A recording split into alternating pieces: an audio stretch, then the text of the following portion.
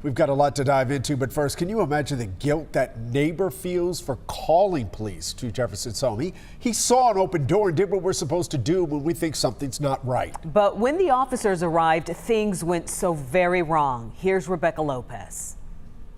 And they go open the gate. James Smith never thought a simple call to police to check on his neighbor would lead to this. Put your hands up, show me your hands.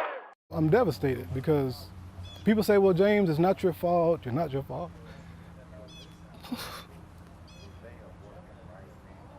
But I made a call.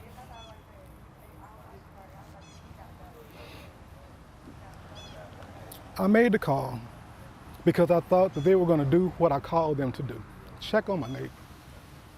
And they didn't do that.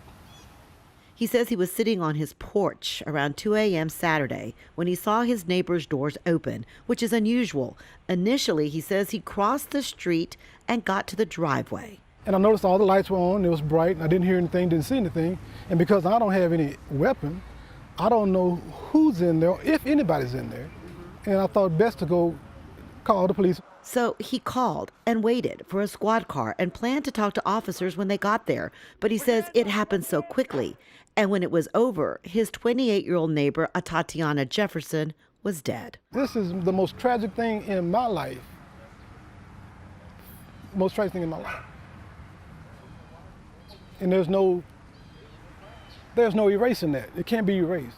He's lived on the same street for 50 years and says he's always watched out for his neighbors. He says some people have criticized him for calling police, but he says he thought he was doing the right thing. I've prayed and I've cried. And I've prayed and I cried, not to quote a song, but I've done that. So now I have to add, I prayed, I cried, and now I'm gonna fight. So I'm ready. He says he now is going to fight for justice and change so this never happens again. In Fort Worth, I'm Rebecca Lopez.